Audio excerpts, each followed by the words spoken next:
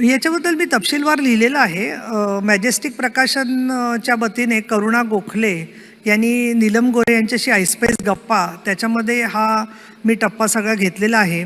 मी पूर्ण अशी नास्तिक कधीच नव्हते, परंतु आस्तिक असले तरी बाकीचे लोक अगदी सिद्धटेकच्या गणपतीला आले नाहीत तरी मी जाऊन नमस्कार करून येत होते, कारण आई पंढरपूरची असल्यामुळे तिचा माझ्यावर फार संस्कार होता आस्तिकतेचा जो आहे तो, आणि तिचं माझ्यावर प्रचंड प्रेम सगळ्याच आईचं असतं. पण म्हणजे सगळ्या मला घडवण्यामध्ये आई वडिलांचा खूप मोठा वाटा होता, आणि त्याच्यामुळे हा बदल होत असताना राष्ट्रीय पातळीवरती जे बदल झाले ज्याच्यामध्ये द्विध्रुवीकरण झालं, मी तुमच्या राजू याच्यातही ABPत पण बोललेले होते, आणि मोठ्या प्रमाणामध्ये जॉर्ज फर्नांडिस, रामविलास पासवान यांच्यासारखे लोक समाजवादी चळवळीतले हे ऑलरेडी अटल बिहारी वाजपेयींचे NDA बरोबर गेलेले होते. महाराष्ट्रामध्ये सुद्धा माझ्या माहितीप्रमाणे काही जणांनी समता पार्टी वगैरे जॉईनसुद्धा केलेली होती.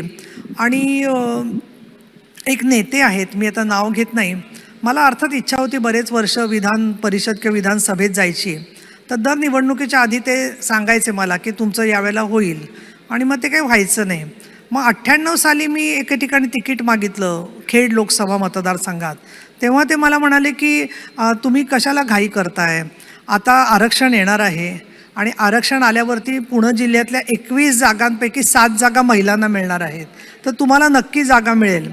तर माझ्या वडिलांना राजकारण काही कळत नव्हतं, पण माझे वडील म्हणाले मला नाही वाटत नीलम हा माणूस खरं बोलतोय, तू ज्या ठिकाणी तुला काम कोण न फसवता करेल अशा ठिकाणी जा. मग तोपर्यंत मला शिवसेनेतून निरोप आला होता आणि बाळासाहेब ठाकरे यांना मी भेटले, आणि बाळासाहेब मला म्हणाले की तुम्ही इतक्या लोकांवर विश्वास टाकून बघितला आहे, आमच्यावर एकदा विश्वास टाकून तर बघा तुम्ही. आणि तसा मग मी त्यांच्यावर विश्वास टाकला. एक, NDAची संपूर्णपणाने गटबांधणी हिंदुत्ववादाकडे झालेली एक. दुसरं, मुंबई दंगलीच्या वेळेला ज्या प्रकारे मी पाहिलं सगळं द्विध्रुवीकरण झालेलं, ते पाहिल्यावरती दलित समाज मोठ्या प्रमाणात ऑलरेडी शिवसेनेकडे झुकलेला होता. BIT चाळी असतील, मानखुर्द असेल, संजय गांधी नगर असेल, टाटा नगर असेल, बैंगनवाडी असेल, कारण मी जवळून त्यांच्या दलित समाजावर काम केलेलं होतं. आणि तिसरं म्हणजे मराठी भाषा आणि महिला धोरण, याच्यासाठी तुम्हाला काय पाहिजे ते काम करा, आम्ही कधी तुमच्यात अडकाठी आणणार नाही, असं मला बाळासाहेब ठाकरे आणि उद्धव ठाकरेंनी आश्वासित केल्यावर मी विचार केला की ठीक आहे, आपण विश्वास टाकून बघूया. 4 वर्षांनी मी विधान परिषदेत गेले कुठलंही आरक्षण नसताना, 4 वेळेला शिवसेनेने मला संधी दिली, आणि आरक्षण मात्र आलं ते शेवटी आत्ता कागदोपत्री लोकसभेमध्ये मोदी साहेबांमुळे आलं. पण मी जर का त्या नेत्यांवर विश्वास ठेवून बसले असते तर कुठेतरी विधान परिषदेत न जाता किंवा हे काम न करता निराश झाली असते असं मला वाटतं. निराश कशाला होत आहे? तुमच्या हातून आणखीन मोठं सामाजिक कार्य झालं असतं. महाराष्ट्राला अशा सामाजिक कार्यकर्त्यांची गरज आहे. त्यामुळे तुमचा मुद्दा असा आहे की राजकारणामध्ये निर्णय घेतले जातात. सामाजिक कामामध्ये आपण निवेदन देणारे असतो आणि राजकारणामध्ये आपण निर्णय घेणारे असतो. त्यामुळे विधान परिषदेत किंवा लोकसभेत किंवा जे प्रतिनिधी जातात त्यांनी सगळ्यांनी समाजकारण करायचं म्हटलं तर मग असं होईल की सगळं पुरुष राजकारणामध्ये आणि महिला समाजकारणामध्ये. ही मला विभागणी मान्य नाही, ही विभागणी मला मान्य नाही. समाजकारण हा राजकारणात जे लोक नकोसे आहेत त्यांना ढकलण्याचा मार्ग असू नये. ज्यांना फक्त समाजकारण करायचं त्यांनी जरूर समाजकारण करावं, ज्यांना फक्त पत्रकारिता करायची त्यांनी पत्रकारिता करावी, पण उद्या त्यांना असं वाटलं राजकारणात यावं तर त्यांचं स्वागत आहे. तर थोडक्यामध्ये जर राजकारण करायचं असेल तर जिथं पंगत असेल तिथं जाऊन बसा. तुम्हाला आचारी कोण आहे, जेवायला काय मिळतंय याचा विचार करू नका. जा, घुसा, बसा आणि जेवून घ्या. असं याचं कारण असं झालंय की सगळीच पंगत एक होत चालली आहे, वेगळ्या पंगती राहिल्यात कुठे, कोण कोणाशी, हे रहस्य मला 8-10 वर्षांनी कळत गेलं हळूहळू की सगळ्यांची मैत्री आहे. त्यामुळे पंक्तीत जाण्याचा प्रश्न नाहीये. आपण पंक्तीमध्ये वेळप्रसंगी वाढणारे झालो तर आपण समानतेने तरी सगळ्यांना वाढू, पंक्ती प्रपंच करणार नाही, हा मला त्याच्यात विचार आला.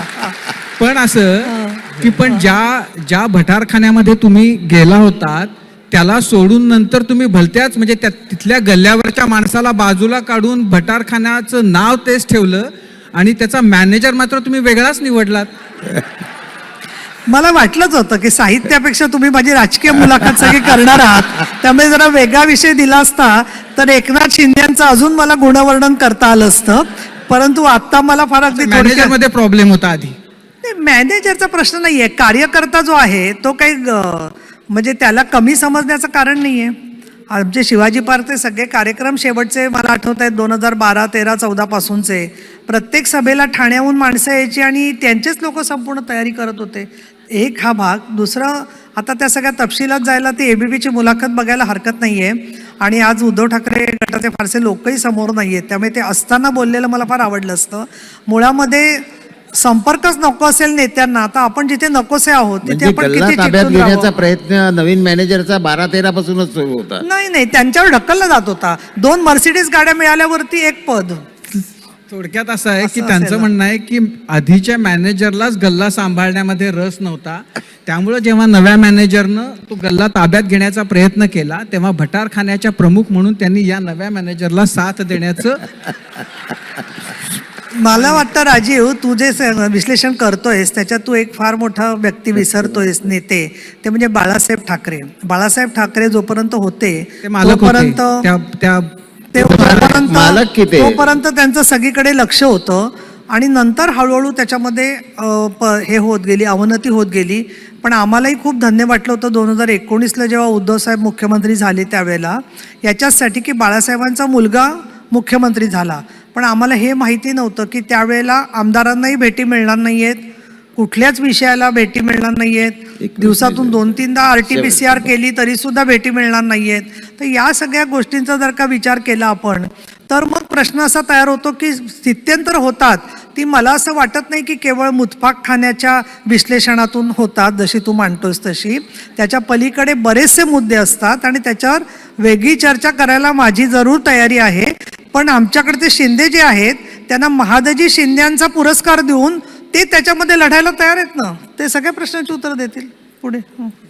बरं, आता हा शेवटचा प्रश्न प्रवीण विचारणार आहे. त्याआधी आता ते आता भूतपाक मला एका पुस्तकावर तर विचारा. नाही, मला हे 30 विचारायचं- पुस्तकं झाली आहेत माझी. माझं किती? 30 नीलम पुस्तकं गोरे झाली. समग्र वाङ्मय.